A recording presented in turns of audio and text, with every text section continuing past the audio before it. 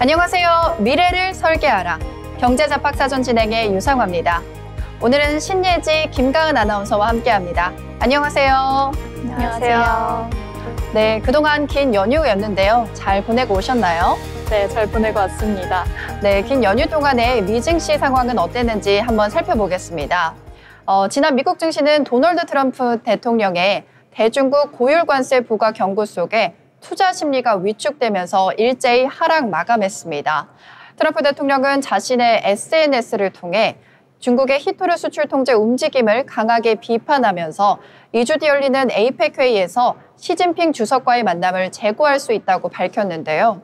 이 발언으로 인해서 미중 간 무역 갈등이 재점화가 됐습니다. 그러면서 최근 급등했던 기술주 중심으로 매도세가 확산이 됐고요. 특히 반도체와 전기차 관련 종목이 큰 폭의 조정을 받으면서 하락 마감했습니다. 우리가 주목해야 할 점은 이런 미중 간의 갈등이 단기적인 조정으로 끝날지 또는 장기화가 될지 하는 부분들을 주목해야 할 텐데요. 그럼 오늘의 미증시 흐름 예지 아나운서와 함께 자세히 알아보겠습니다. 네, 미증시 마감 시황 전해드립니다. 오늘 전반적으로 하락하는 흐름을 보였습니다. 다우존스 30 산업평균지수는 전장보다 1.9% 급락한 45,479.6에 거래를 마쳤습니다. S&P 500지수는 182.60포인트 하락한 6,555선에서 나스닥 종합지수는 820.20포인트 폭락한 22,204.43에 마감했습니다. S&P 500과 나스닥 지수 모두 트럼프 대통령의 관세 정책 발표 직후였던 지난 4월 10일 이후 6개월 만에 최대 낙폭을 기록한 겁니다.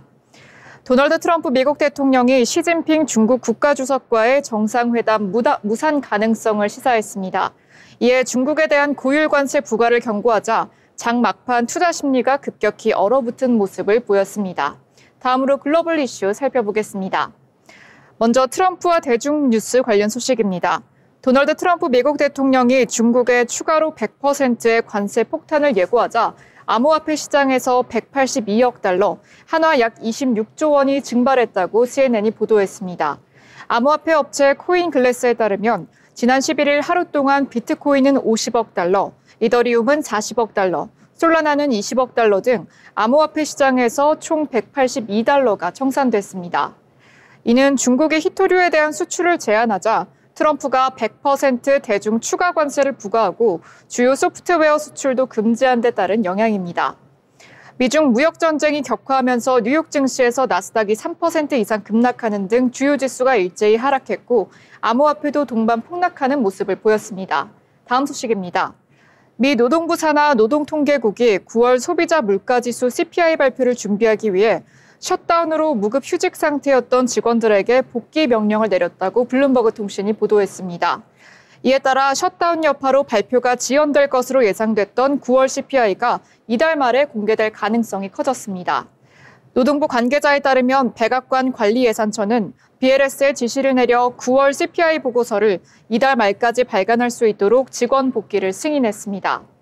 당초 해당 통계는 이달 15일 발표될 예정이었으나 노동부는 10월 중으로 예정된 CPI 보고서가 지연될 경우 콜라 발표 일정에도 영향을 미칠 수 있다고 밝혔습니다. 한편 셧다운으로 인해 CPI 등 BLS 통계 발표가 연기된 마지막 사례는 2013년으로 당시에는 CPI 발표가 원래 일정보다 2주 늦게 공개된 바 있습니다. 다음 소식입니다. 일본 집권 자민당이 공명당과 연립여당을 꾸린 지 26년 만에 결벌 통보를 받으면서 차기 정부 구성의 불확실성이 커지는 등 정치권의 경랑이 일고 있습니다. 지난 70년간 사실상 자민당 독주 체제를 일컫는 1955년 체제를 흔드는 정계 개편 가능성까지 거론되고 있습니다.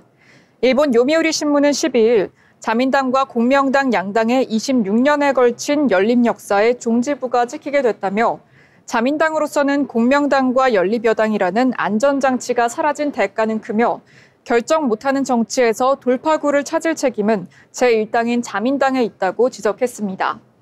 최대 영향력을 가진 신문사인 요미우리가 현 상황을 충격이라고 표현한 만큼 여당의 와해는 일본 정치권의 후폭풍을 몰고 올 전망입니다. 다음 소식입니다. 미국 항소법원이 연방 항소법원도 1심 법원에 이어 일리노이주 시카고에 주 방위군을 투입하려는 도널드 트럼프 대통령의 계획에 제동을 걸었습니다. 12일 현지 시간 뉴욕타임즈에 따르면 제7구역 연방항소법원은 시카고 지역에 파견된 주 방위군이 연방정부 통제하에 그 지역에 머물 순 있지만 법적 공방이 진행되는 동안 작전에 투입하는 것은 금지한다고 이날 판결했습니다. 시카고뿐 아니라 오리건주 포틀랜드에서도 주 방위군 투입이 법원 제동이 막힌 가운데 트럼프 대통령이 최후의 수단으로 내란법 발동을 검토할 수 있다는 관측도 제기되고 있습니다. 내란법은 내란이나 폭동 등 특정 상황에서 대통령에게 국내 군사력 투입 권한을 부여하는 법입니다.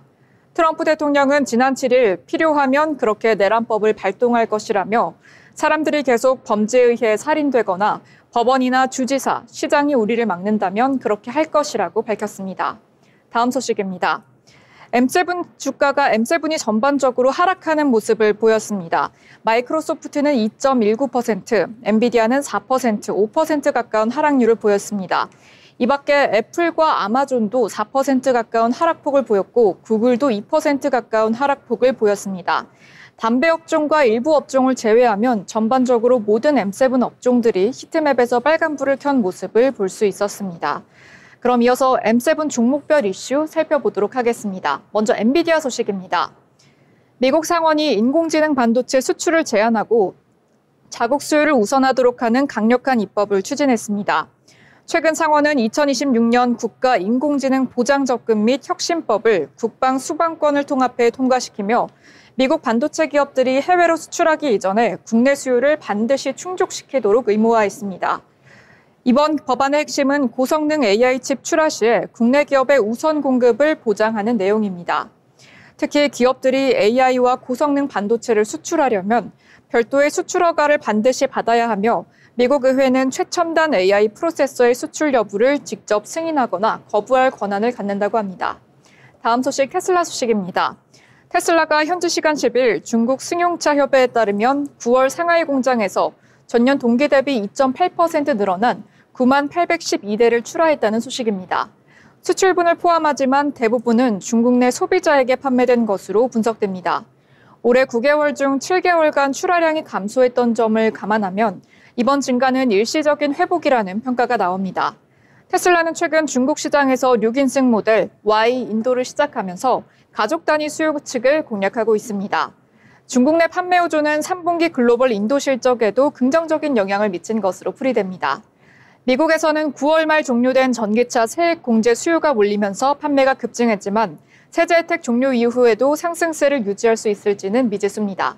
다음 소식 구글 소식입니다. 구글 클라우드 인공지능 에이전트 기반 통합 플랫폼인 제미나이 엔터프라이즈를 구글이 공개했다고 13일 밝혔습니다. 제미나이 엔터프라이즈는 직관적인 제미나이 채팅 인터페이스를 기반으로 6가지의 핵심 기능을 하나의 플랫폼에서 제공한다고 합니다. 제미나이 엔터프라이즈는 구글 워크스페이스, 마이크로소프트 365, 세일즈포스, SAP 등 다양한 환경에 안전하게 연결된다고 합니다. 기업 중앙 거버넌스 프레임워크를 통해서 모든 에이전트의 활동을 한 곳에서 관리하고 보호하고 감사할 수 있다고 합니다. 네, 이렇게 M7 이슈 살펴봤는데요. 미증시 전반적으로 뉴욕 증시, 도널드 트럼프 미국 대통령의 100% 대중 추가 관세 발표로 촉발된 급락세 이후 중요한 변곡점을 맞고 있습니다. 야후 파이낸스는 이것에 대해서 어닝 시즌 개막이 겹치면서 시장은 2025년 들어 가장 불안한 한 주를 앞두고 있다라고 전했는데요. 중국이 최근 히토류 수출 통제를 강화하자 트럼프 대통령은 지난 10일 중국의 100% 추가 관세를 내달부터 부과하겠다며 맞대응에 나서고 있습니다. 미중 양국은 지난 4월 서로 100% 넘는 초고율 관세를 부과하는 관세 전쟁을 벌이다가 이후 고위급 협상을 이어오며 소강 상태를 맞았는데 또다시 양국의 무역 갈등이 본격화할 수 있다는 우려가 제기되고 있는 겁니다.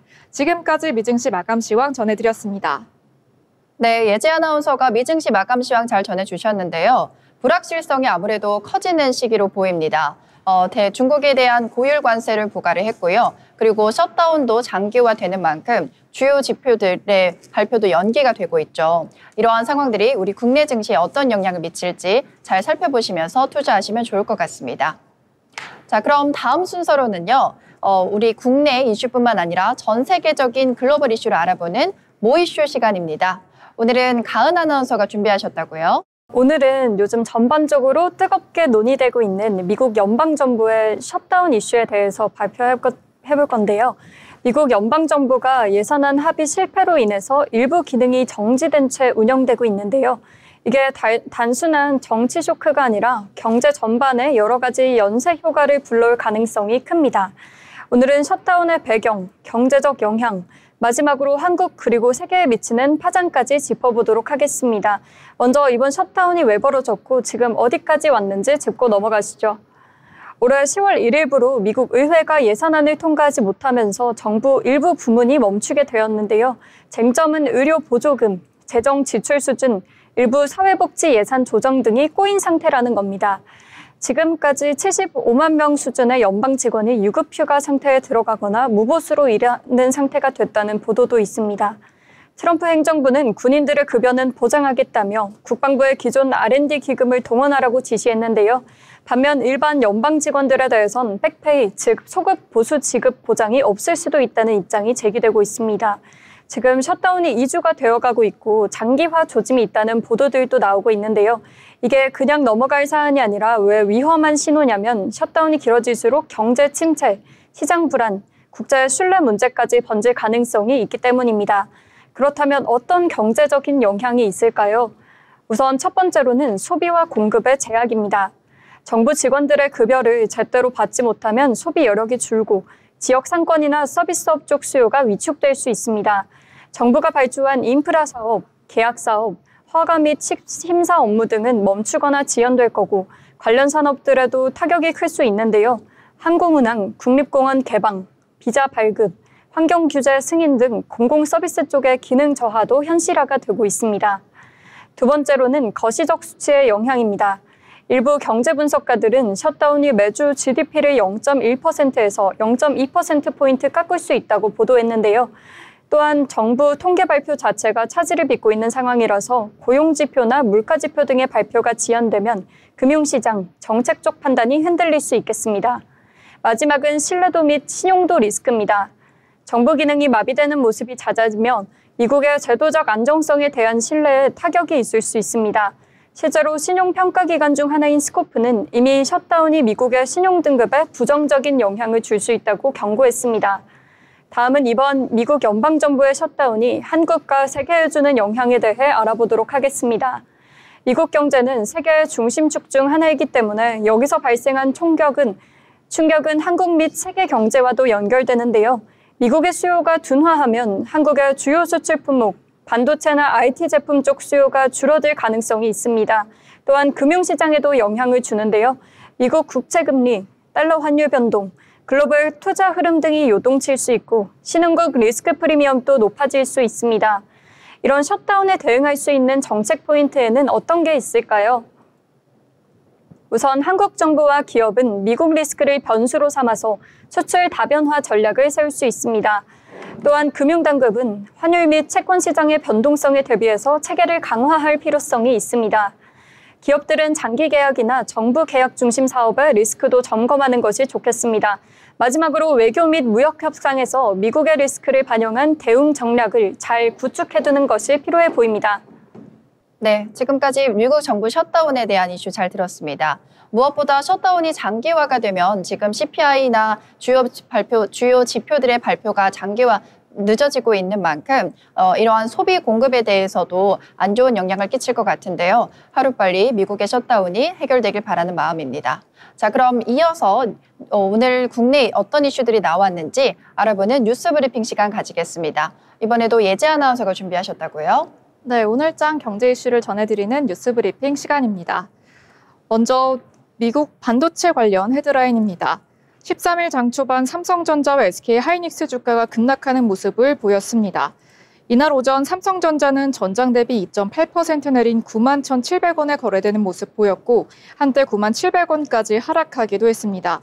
SK하이닉스도 전장 대비 4.21% 하락한 41만 원에 거래되는 모습도 보였는데요. 이 역시 4거래일 만에 내림세입니다. 이는 미중 무역 갈등의 재점화 및 미국 기술주가 급락한 여파로 분석되고 있습니다.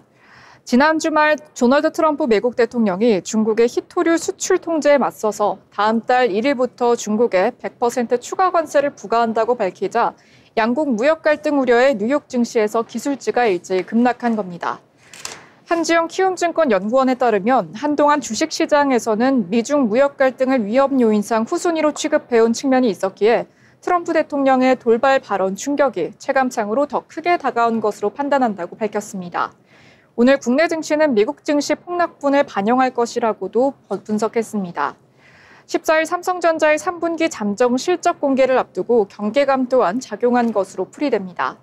다음 소식입니다. 코스피 지수가 사상 최고로 3,600고지에 올라선 것도 잠시 대외 리스크발 위기에 봉착한 모양새입니다.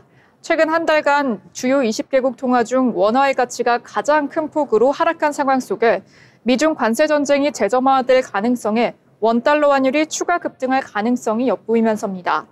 천장 뚫리듯 치솟는 원달러 환율은 랠리를 거듭하고 있으며 코스피의 열기를 한 번에 식혀버리는 찬물이 될 수 있다라는 우려도 나오고 있습니다. 13일 한국거래소에 따르면 코스피 지수는 전장 대비 60.52포인트 내린 3,550.08에 거래를 시작했고 3,600피는 1일 천하로 마무리됐습니다. 이날 새벽 미중 양국이 정면 충돌을 원치 않는다는 메시지를 각각 내면서 상황 관리에 나섰지만 국내 증시는 패닉 장세를 면치 못한 모습입니다.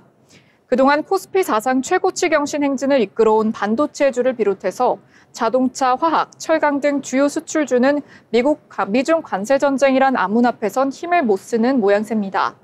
그동안 고환율에도 불구하고 국내 증시에 대한 순매수를 이어오던 외국인 투자자 역시 부담을 떨쳐내지 못하는 모습도 보였습니다. 일반적으로 원달러 환율 상승은 환차손을 발생시켜서 외국인 투자자의 국내 증시에 대한 매력도를 저하한다고 알려져 있습니다. 한 증권업계 관계자도 미중 간의 상황 관리 움직임이 즉각적으로 나타나고 있다면서 경주에서 열리는 에이펙 정상회의를 계기로 한미중 정상회담이 성사됨으로써 11월 중순에 끝나는 미중 관세 전쟁 휴전을 연장할 수 있을지에 대해서 관심이 쏠리고 있습니다. 이어 에이펙 정상회의를 계기로 한미 간의 무역 협상도 진전될지도 원달러 환율은 중요 포인트라고 덧붙였습니다. 다음 소식입니다. 중국이 히토류 공급망 통제를 강화하고 있습니다. 단순한 원자재 수출 규제를 넘어서 첨단 산업의 심장 역할을 하는 고성능 연구 자석 생산에 필요한 핵심 기술 장비, 지식재산권까지 틀어지는 가치사슬 전면 통제에 나서면서입니다. 미국의 반도체 기술 봉쇄에 대응한 보복이라는 분석이 나오고 있습니다. 13일 로이터 통신에 따르면 중국 상무부는 지난 9일 해외 히토류 물자 수출 통제 결정을 발표했습니다. 사마리움 디스포스늄, 가돌리늄 터뷴, 루테늄 스칸툼, 이트륨 금속과 사마리움 코발트 합금, 터뷴 철합금, 디스프로슘 철합금, 터뷴 디스프로슘 철합금, 산화 디스프로슘 산화 터뷴을 수출 통제 대상에 포함했다고 밝혔습니다. 이 물자들은 수출 시에 중국 상무부가 발급한 이중 용도 물자, 군용으로도 민간용으로도 활용할 수 있는 물자인 이중 용도 물자 수출 허가증을 받아야 합니다. 또 이 물자들을 함유, 조잡, 조합, 혼합해서 해외에 제조된 히토류 연구 자석 재료와 히토류 타깃 소재들도 수출 통제 대상에 넣었습니다. 이들 대상에 대한 수출 통제는 다음 달 8일부터 단계적으로 시행됩니다. 이번 조치의 핵심은 채굴과 선광, 재련과 분리, 합금 및 자석 제조에 사용되는 모든 관련 기술과 핵심 장비로 확대한 것입니다. 구체적으로는 홀뮴, 어뮴, 튠륨, 유로품, 이더듴 등 5개 히토류 원소를 통제 목록에 추가하면서 통제 대상 원소를 총 12개로 확대했습니다. 이는 2010년 일본과의 센카쿠 열도 분쟁 당시 사용했던 수출 쿼터 축소와 같은 물량 통제 방식보다 강도가 강하다는 평가입니다. 당시 조치가 일시적인 가격 급등과 공급 충격을 유발했다면 이번 조치는 서방이 독자적인 히토류 공급망을 구축하려는 시도 자체를 원천적으로 방해하고 지연시키려는 장기적인 목표를 담고 있다는 분석이 나오고 있습니다. 중국의 히토류 지배력은 압도적입니다. 국제에너지기구에 따르면 올해 기준으로 중국은 전 세계 히토류 채굴량의 약 70%를 차지하고 있습니다.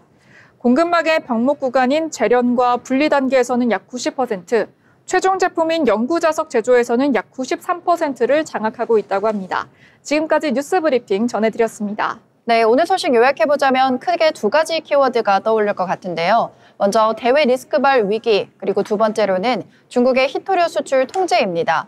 이로 인해서 우리나라 증시뿐만 아니고 미국에서도 큰 영향을 받고 있죠. 그래서 대외 리스크발 위기가 하루빨리 해결이 돼서 우리 국내 장에도 하락했던 장이 다시 올라오기를 바라는 마음입니다. 미래를 설계하라. 경제잡학사전에서 그 해답을 찾으실 수 있습니다. 본 방송에서 제공되는 정보는 투자 판단에 대한 조언일 뿐 해당 종목의 가치 또 상승 또는 하락을 보장하지 않습니다.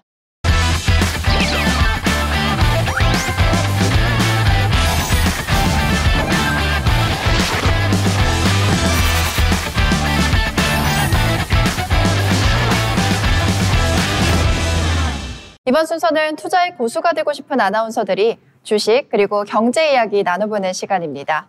오늘 국내 증시 시장 어땠는지 먼저 살펴보겠습니다.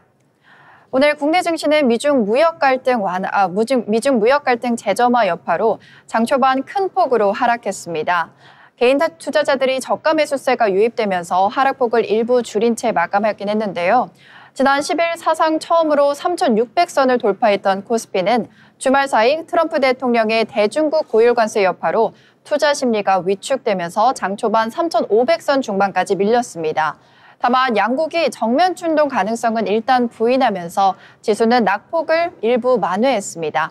코스피 지수는 전거래일보다 0.72% 내린 3,584.55에 마감했습니다. 지수는 장 초반 한때 3,520선까지 떨어지면서 2% 넘게 급락했지만 개인 투자자들이 4천억 원 이상 순매수에 나서며 지수를 지지했습니다. 다음은 수급 한번 확인해 보겠습니다. 유가증권 시장에서 외국인과 기관은 각각 8,212억 원, 4,480억 원 규모를 순매수를 기록한 반면 개인은 1조 1,000억 원 이상 순매수했습니다. 코스닥 지수는 전거래일 대비 0.12% 오른 860.49에 마감했습니다. 수급 살펴보시면 외국인과 기관이 모두 팔아치웠는데요. 외국인은 1,006억 원 매도했고요. 기관은 133억 원 매도했습니다. 반면에 개인은 1,168억 원 순매수했습니다. 코스피와 마찬가지로 개인 매수세에 힘입어 코스닥도 오르기는 했지만 국내 증시 하락은 지난주 뉴욕 증시 급락의 영향을 받은 것으로 풀이됩니다. 10월 미국 증시는 트럼프 대통령의 추가 관세 요구로 주요 지수가 일제히 하락하면서 다우지수와 나스닥, 필라델피아 반도체 지수까지 모두 하락했습니다. 다만 한국 시간으로 오늘 새벽 미국과 중국 양측이 정면 충돌 가능성을 없다고 일축을 하면서 시장의 불안감은 일부 완화됐습니다. 시가총액 상위 종목도 한번 체크해 보겠습니다. 먼저 시총 상위 종목 대부분 빨간불과 파란불을 번갈아 가면서 켜고 있는데요. 삼성전자와 SK하이닉스는 아무래도 상승분을 반납하는 모습이었습니다. 그동안 반도체에 쏠렸던 수급이 다른 쪽으로 몰리게 되면서 오늘 삼성전자와 하이닉스 상승분을 반납을 했고요. LG에너지솔루션과 삼성바이오로직스는 0.14% 그리고 0.59% 상승한 모습이었습니다. 오늘 주목해 보실 시총 상위 종목 중에는 두산 에너빌리티가 있는데요. 지난주 두 자릿수 급등에 이어서 오늘도 4% 이상 상승하는 모습 보여줬습니다. 현대차는 0.69% 올랐고요. KB금융은 1.06% 하락하는 모습이었습니다. 이어서 코스닥에 대한 시가총액도 확인해 보겠습니다. 코스닥 또한 코스피와 비슷하게 빨간불과 파란불을 번갈아 켜는 모습이었는데요. 알테오잔 3.69% 하락하는 모습이었고요. 에코프로비엠부터 레인보 로보틱스, 에코프로 모두 4% 이상 상승하는 모습이었습니다. 그 외 HLB는 6% 이상 오르는 모습이었고요. ABL 바이오와 삼천den제약은 모두 하락하는 모습이었습니다. 결국 오늘 국내 증시는 외국인과 기관의 매도세 속에서도 개인 투자자의 저가 매수세가 유입되면서 하락폭을 제한하는 모습으로 마감됐습니다. 오늘 코스피, 코스닥 그리고 시총상의 흐름까지 살펴봤으니까요. 이제는 특징주 살펴볼 차례인데요. 먼저 예지 아나운서가 준비하셨죠? 네, 특징주 전해드립니다. 먼저 첫 번째 특징주는 미국의 여파를 받은 특징주인데요. 현대글로비스입니다. 현대글로비스가 외국에서 건조한 자동차 운반선의 입항 수수료를 기존 대비 3배 이상 올리겠다고 한 미국 정부의 발표 영향에 약세를 보이는 흐름을 보였습니다. 13일 한국거래소에 따르면 현대글로비스는 이날 오전 10시 20분 기준 전 거래일보다 3.36% 내린 15만 8,300원에 거래되는 모습 보였습니다. 이는 미국 정부가 자동차 운반선의 입항 수수료를 인상한 영향으로 풀이가 되고 있습니다. 지난 10일 미국 무역대표부는 외국에서 건조한 자동차 운반선의 입항 수수료를 톤당 46달러, 한화 약 6만 5천 원으로 설정한다고 발표한 바 있습니다. USTR은 지난 4월 미국에 입항하는 외국산 자동차 운반선에 CEU당 150달러의 수수료를 부과하겠다고 밝혔습니다. 이후 지난 6월에 톤당 14달러로 조정됐는데 이를 다시 톤당 46달러로 바꾼 것입니다. 다만 USTR은 자동차 운반선의 입항 수수료를 부과하는 횟수를 연간 5회로 제한하겠다고 밝혔습니다. 현대글로비스는 미국으로 자동차를 수출하는 현대차와 기아의 자동차를 운송하고 있습니다. 네, 이러한 소식에 현대글로비스의 차트 한번 살펴보겠습니다. 현대글로비스의 경우에 8거래일 연속 하락세를 이어오고 있습니다.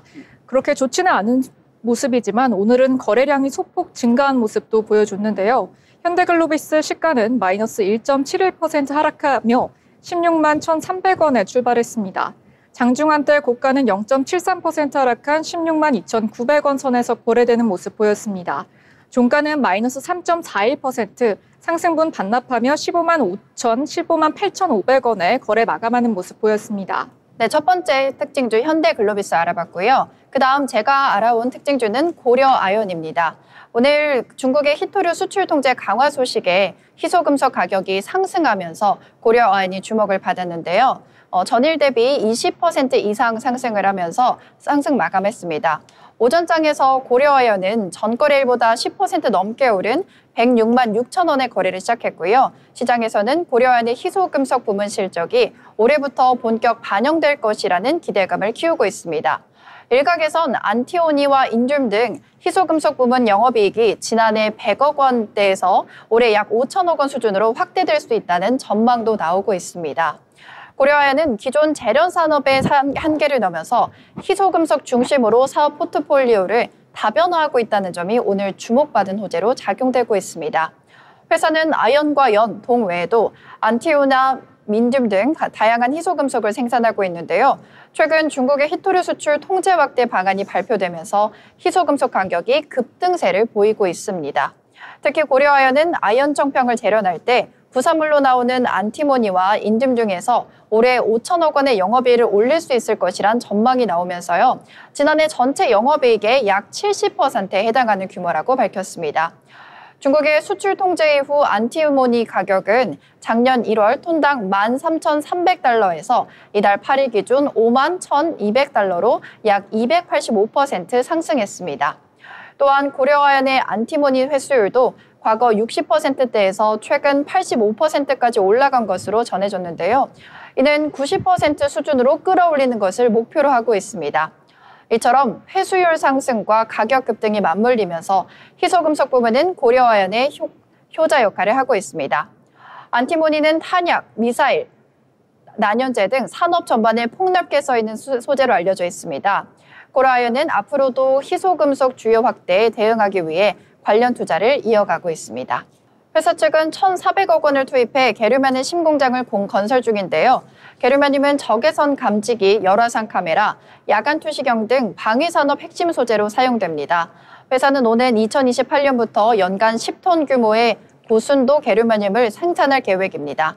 중국발 수출 규제 강화로 희소금속 시장이 요동치는 가운데 고려아연이 새로운 성장 동력으로 희소금속 산업을 본격 확대하고 있습니다.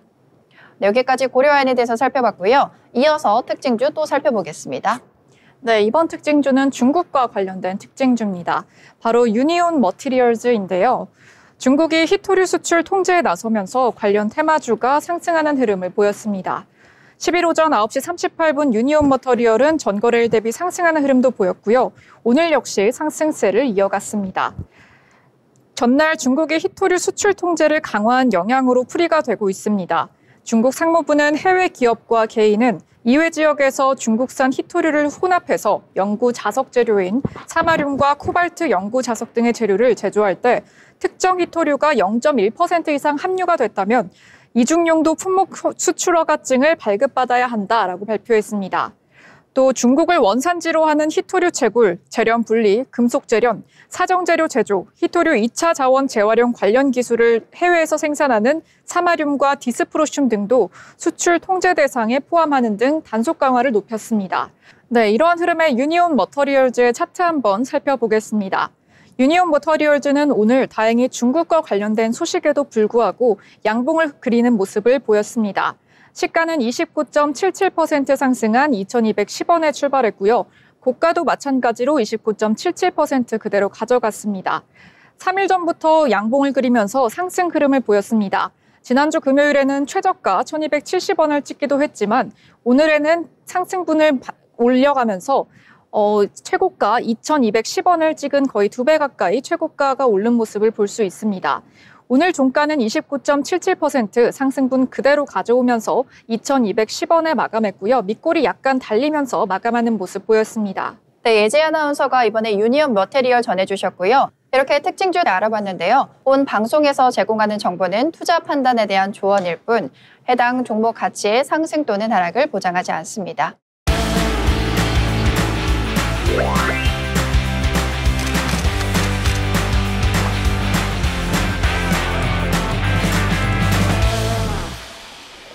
이번엔 전국의 전시, 축제, 핫플레이스를 소개해드리는 어디 갈까 시간입니다. 오늘은 김가훈 아나운서와 함께하겠습니다. 안녕하세요. 안녕하세요. 네, 오늘은 어디로 떠나볼까요? 네, 오늘은 전라북도 정읍, 이 구절초 꽃축제 현장으로 가볼 건데요.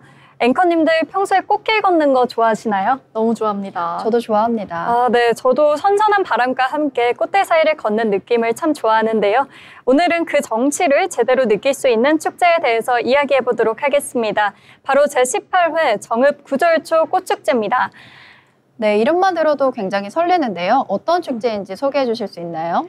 제18회 정읍 구절초 꽃축제는 10월 14일 화요일부터 10월 26일 일요일까지 총 13일간 전라북도 정읍시에 있는 구절초 지방공원에서 열립니다.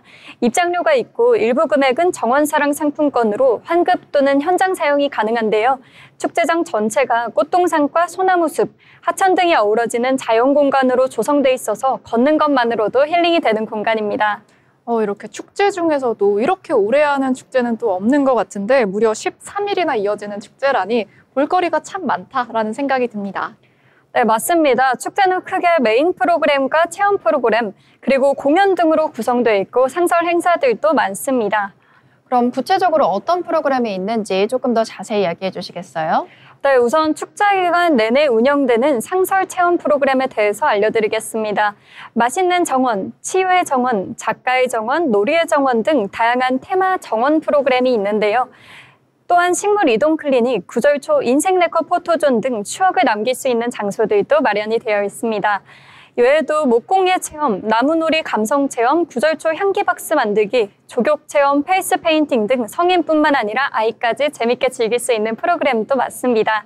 체험 프로그램 중에서도 유료 프로그램이 있는데요. 집 와이어를 탈 수 있는 하늘에서 본 정원 풍경과 꽃 열차 탑승도 즐겨보시기 바랍니다. 다음은 공연과 다양한 무대 행사에 대해서 알아보겠습니다. 우선 개막식 및 축하 공연인데요. 10월 18일 토요일 잔디광장 특설 무대에서 오후 3시부터 5시까지 진행된다고 하니까요. 참고 바랍니다. 구절초 꽃밭 음악회도 있는데요. 축제 기간 동안 매일 2회씩 꽃밭 음악회 상설 무대에서 진행됩니다. 이외에도 축제 기간 중 특정 날짜에 오페라 앙상블, 전통 줄타기, 락밴드, 표정 국악 등을 보여주는 광장 한마당 공연도 진행될 예정입니다. 또 명사 초청 토크쇼와 강연 콘테스트도 준비되어 있는데요. 19일 오후 1시에는 김영희 씨와 정범균 씨의 토크, 25일은 윤택 씨, 26일에는 최양락 씨와 팽현숙 씨 등을 모실 예정입니다. 버스킹 공연과 게릴라 콘서트도 상시로 임의 시간대에 열리기 때문에 관심 있으신 분들은 신청하셔도 좋을 것 같습니다. 네, 지금까지 콘서트와 이런 음악 관련 행사들이 정말 많은 것 같은데요. 혹시 조금 조용하게 쉴 수 있는 공간은 없을까요? 좀 꽃길을 걸으면서 쉼을 경험하고 싶은 분들도 좀 있을 것 같은데요. 네, 축제에는 여유로운 프로그램도 있는데요. 체험하시다 보면 잠시 쉬어가고 싶을 때가 있잖아요. 꽃 군락지 사이를 걸으며 자연에 녹아드는 체험이 가능한 꽃길 산책과 정원 산책이 있습니다. 또 꽃멍, 정원멍 공간도 있는데요. 이곳에선 아무 생각 없이 꽃을 바라보고 숲속에서 느긋한 시간을 보내실 수 있습니다. 또 다양한 테마 포토존과 구절초 이야기 전시 등 전시관도 있어서 걷는 중간중간 멈춰서 사진을 추억으로 남기고 전시도 감상할 수 있습니다. 네, 저는 꽃멍, 정원멍 이런 이야기 들으니까 제목이 너무 트렌디해가지고 정원멍 한번 꼭 가보고 싶습니다. 저도 비슷한 생각인데요. 평소에 저희가 꽃길을 걷는 일이 별로 없잖아요. 그래서 이런 축제에 간다면 꽃을 한껏 느끼면서 가을도 같이 느낄 수 있을 것 같아서 꽃멍, 정원멍이 가장 기대가 됩니다. 네, 그러면 혹시 입장료나 사전 예약 방법은 어떤 게 있을까요? 네, 이번 축제는 입장료가 있는데요. 성인은 7,000원, 청소년, 군인, 그리고 경로 우대자는 5,000원입니다. 입장권에는 정원사랑 상품권이 부착되어 있는데요. 이 상품권은 현금 쿠폰으로 축제장 그리고 정읍시 쌍화차 거리에 있는 찻집에서 현금으로 사용하실 수 있습니다. 성인은 상품권 4,000원, 청소년 등은 3,000원이 포함되는데요. 어린이의 입장료는 3,000원입니다. 어린이 입장료에도 정원사랑 상품권 2,000원이 포함되어 있습니다.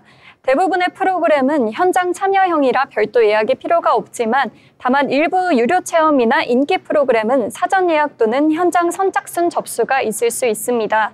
네, 정말 부스가 많고 또 큰 행사일 것 같은데 이럴 때일수록 현장 배치도 빠질 수가 없을 것 같은데요. 현장 배치도를 조금 보면은 좋을 것 같습니다.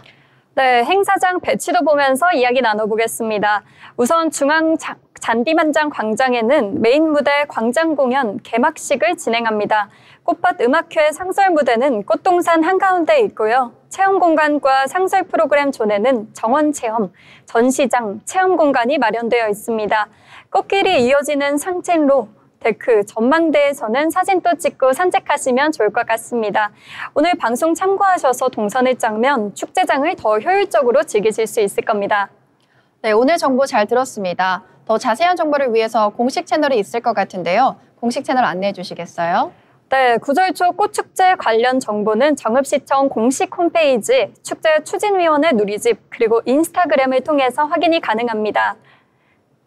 실시간 사진, 프로그램 변경 소식, 예약 안내 등이 올라오니까 참고하시면 좋겠습니다. 제18회 정읍 구절초 꽃축제는 10월 14일 화요일부터 26일 일요일까지니까요. 가을 날씨 고려하셔서 일정 계획 잘 세우시면 좋을 것 같습니다. 지금까지 어디 갈까의 김가은이었습니다. 네, 내일부터 시작되는 축제이고요. 그리고 10여일간 이어지는 꽤 긴 축제입니다. 그래서 올가을 순백의 꽃 물결 속에서 힐링과 감동을 함께할 수 있는 시간이 될 것 같습니다. 지금까지 김가은 아나운서와 함께한 어디 갈까였습니다.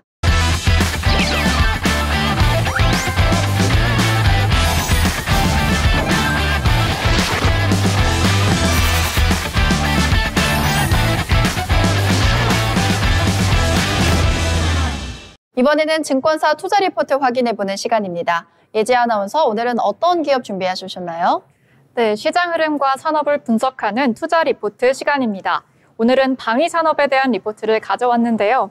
NH투자증권에서 발행한 이제는 중동을 중심으로 최근 글로벌 방산산업의 구조적 변화, 그리고 한국 방산기업들이 어떤 기회를 맞이하고 있는지 한번 살펴보겠습니다. 먼저 지금 전 세계 방산 시장은 단순한 사이클의 흐름이 아닌 근본적인 수요 구조의 전환기에 접어들고 있는 상황이다라고 할 수 있겠습니다. 이 변화의 가장 직접적인 배경은 러시아 우크라이나 전쟁의 장기화입니다. 전쟁 발발 초기에는 유럽 각국이 기존 무기 재고를 우크라이나에 넘겨주는 방식으로 대응을 했지만 시간이 흐르면서 자국 전력의 공백에 대한 위기감이 생긴 겁니다. 결과적으로는 자주 국방과 재래식 무기 확보의 중요성이 강조되는 흐름으로 이어졌습니다. 이에 따라 독일과 폴란드, 노르웨이, 체코 등 나토 회원국 중심으로 본격적인 방산 재무장 수요가 폭증하고 있다고 합니다. 이는 단순히 몇 개 품목만을 사들이는 것이 아니라 전차나 자주포 미사일, 탄약, 정비 부품, 교육 훈련까지 포함한 종합 수주 계약 형태로 발전하고 있다고 합니다. 게다가 최근에는 이스라엘과 하마스 분쟁이 장기화될 조짐을 보이고 있고 이란과 예멘 후티 반군, 시리아 등과의 무력 충돌 가능성도 다시 고개를 들고 있습니다. 중동 지역의 긴장 고조는 곧 방산 수요의 확대로 직결이 됩니다. 이처럼 전 세계가 동시에 무장 재정비에 나서고 있는데요. 문제는 기존 무기 생산국인 미국과 유럽 업체들이 기술력은 높지만 공급이 제한적이라는 점입니다. 미국의 경우 대형 계약은 대부분 정치적 사전조율과 예산 승인이 필요하고요. 유럽 업체들의 경우에는 2, 3년 이상 납기 지연이 발생하는 경우도 흔합니다. 그 틈을 바로 한국이 파고들고 있다고 하는데요. 어떤 내용인지 자세히 살펴보시죠. 한국 방산 기업들은 지금 이런 글로벌 틈새를 단순히 운 좋게 활용하고 있는 것이 아니라 오랜 시간 축적한 기술력과 생산 기반으로 그리고 정치적 유연성까지 갖춘 전략적 대안 공급지로 떠오르고 있습니다. 첫째, 핵심 경쟁력을 5가지로 정리하면 이렇습니다. 첫째는 검증된 성능과 합리적인 가격입니다. K9 자주포, K2 전차, 천무 로켓, 천국 미사일 등 대부분의 한국 무기체계는 실전 배치 경험이 풍부하고 나토 규격에 부합합니다. 게다가 미국이나 독일, 프랑스 무기 대비해서 20%에서 30% 저렴한 가격으로 계약이 가능합니다. 둘째는 짧은 납기입니다. 폴란드 사례처럼 계약 후 1년 내에 실물 납품이 가능한 것이 K국방의 기술이라고 합니다. 한국은 완성차처럼 무기 생산 라인이 체계화되어 있고 민간 대기업 계열사들이 방산업을 운영하고 있기 때문에 설비 투자와 공장 증설도 아주 매우 빠르게 운영되고 있다고 합니다. 셋째는 정치적인 중립성입니다. 미국 무기는 동맹 중심으로만 판매되고 중국 무기는 기술력에서 신뢰를 받지 못한다고 합니다. 한편 한국 무기는 미국과의 동맹 기반 위에서 정치적 부담 없이 도입할 수 있는 중립적인 선택지로 평가받고 있다고 합니다. 특히 중동과 동남아, 중남미 국가들이 한국을 선호하는 이유기도 합니다. 넷째는 패키지 공급 체계입니다. 한국 기업들은 단순히 장비만 수출하는 것이 아니라 탄약과 정비, 운용 훈련, 후속 유지 보수까지 통합된 패키지 계약을 제공하고 있습니다. 이러한 전력체계 일괄 수출 모델은 중동 국가들이 가장 선호하는 방식이라고 합니다. 다섯째는 생산 확장 여력입니다. 방산업체들이 대부분 하나나 현대로템, LIG 같은 민간 대기업 계열사이다 보니 기술력은 물론이고 자금력, 운영 효율, 인력 수급 등에서 빠른 대응이 가능한 구조입니다. 그럼 추천 종목 한번 살펴보겠습니다. 먼저 하나 에어로스페이스입니다. 하나 에어로스페이스는 K9 자주포, 천무, K10 탄약 운반 차량과 장갑차 등 주요 지상 무기 체계를 생산하는 방산 대표 기업이죠. 무엇보다 이 회사는 폴란드와 노르웨이, 호주 등과의 대형 수출 계약을 이미 확보하고 있어서 실적의 가시성이 매우 높다는 점이 핵심 투자 포인트라고 합니다. 2025년에도 기존 수출 물량 외에 사우디아라비아와 UAE를 포함한 중동 지역과의 수주 확대가 기대되고 있습니다. 특히 중동은 원유 자금력을 바탕으로 다연장 로켓, 장거리 포병 시스템, 탄약 공급 라인까지 통합된 패키지 수입을 선호하기 때문에 한화의 통합 솔루션 제공 역량이 큰 경쟁력으로 작용할 수 있습니다. 한편 한화 시스템과의 방산 내 수직 계열화 통합, 그리고 항공우주청 설립에 따른 위성과 로켓 분야 수주 기획 확대도 주목할 만한 중장기 이슈입니다. 즉 한화 에어로스페이스는 현재 매출과 미래 비전을 더하면 모두 확보한 종합 방산 플랫폼 기업이라고 평가됩니다. 다음 추천 종목은 현대로템입니다. 현대로템은 K2 전차를 제조하는 유일한 국내 기업입니다. K2 전차는 2022년 이후 폴란드에 180대 이상 수출 계약을 체결했고요. 현재는 2차 및 3차 공급 협상도 논의 중입니다. 폴란드는 K2를 자국 내 조립 생산하려는 계획도 세우고 있어서 부품 공급이나 기술 라이센스로도 수출이 확대될 가능성이 있습니다. 특히 K2는 독일제 레오파르트 2 전차의 대안으로 떠오르고 있는데요. 가격은 더 저렴하고 성능은 동등하거나 오히려 더 나은 것으로 평가받고 있다고 합니다. 2025년에는 폴란드를 포함해서 루마니아, 체코, 핀란드 등 나토 국가들과의 수출 협의가 확대될 가능성이 큽니다. 사우디나 카타르 등 중동 지역에서도 고온 사막형 K2에 대한 관심이 증가하고 있다는 분석입니다. 게다가 전차 수출은 방산 산업 증가에서도 단가와 마진이 높은 분야이기 때문에 수출 한 건이 매출과 주가에 주는 영향이 매우 크다는 것이 리포트의 분석입니다. 결론적으로 현대로템은 K2 전차 수출 확대, 부품과 정비의 현지화 확장, 매출 구도 고도화의 구조를 가진 종목이라고 판단하고 있습니다. 다음 종목은 LIG 넥스원입니다. LIG 넥스원은 정밀 유도무기, 유도탄이나 레이더 시스템 등 고기술 기반의 방산 장비를 주력으로 생산하고 있는 기업입니다. 대표적인 제품으로는 천궁2, 현무, 유도로켓, 잠수함용 어뢰 등이 있으며 항공이나 해양, 지상전 영역에 걸친 타격 및 방어 시스템을 보유한 기업입니다.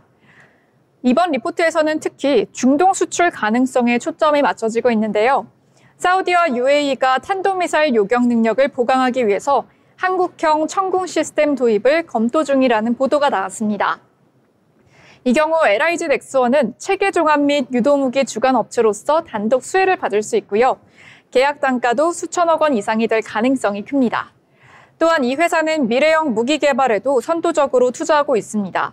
예를 들어 드론 군집 타격 시스템, 고출력 전자파 무기나 위성통신 장비 등 첨단 분야에 선제적으로 대응하고 있는 몇 안 되는 국내 기업 중 하나라고 합니다. 즉, LIG 넥스원은 기존 무기 체제의 수출과 미래형 무기 개발, 글로벌 네트워크를 모두 확보하고 있는 기술 기반 프리미엄 방산주로 평가할 수 있겠습니다. 지금까지 세 종목 한화 에어로스페이스와 현대로템 그리고 LIG 넥스원을 중심으로 2025년 방산 투자 전략을 설명드렸습니다.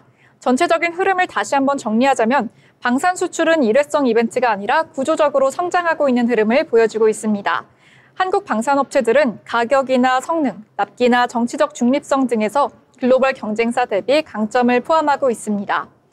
또한 중동 지역의 경우 막대한 유가 수익과 안정적인 정치 환경을 바탕으로 장기 계약이나 패키지 수입 형태의 거래가 이뤄지고 있다는 점에서 올해 하반기부터 방산주 중심의 모멘텀이 다시 형성될 수 있는 시점이라고 리포트는 분석하고 있습니다. 특히 다음과 같은 전략을 제안하고 있는데요. 단기 모멘텀으로는 사우디나 UAE 수주 이슈를 모니터링할 것, 그리고 중기 포지셔닝으로는 K2나 K9 중심 기업군은 내년까지 수익 가시성을 확보할 가능성이 크다고 합니다. 다음으로 성장형으로 접근하자면 정밀무기나 위성, 미래무기 보유 기업군은 밸류에이션 리레이팅이 기대된다고 합니다. 지금까지 투자 리포트 전해드렸습니다. 방산 기업에 대해서 조금 더 관심을 가져보는 시간이었으면 좋겠습니다. 네, 이렇게 예지 아나운서가 준비한 방위산업 리포트 살펴봤고요. 앞에서 언급해주신 세 가지 종목들 유의 깊게 보셨으면 좋겠습니다. 아울러 본 방송에서 제공하는 정보는 투자 판단에 대한 조언일 뿐 해당 종목 가치의 상승 또는 하락을 보장하지 않습니다.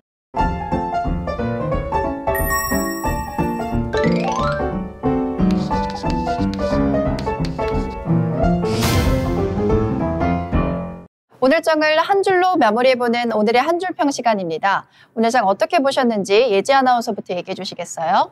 네, 오늘 장 같은 경우에 비트코인이 계속 폭락장을 이어가고 있습니다. 트럼프의 대중 추가 관세 예고도 있는 만큼 비트코인 관련해서도 지목해 보시면 좋을 것 같습니다.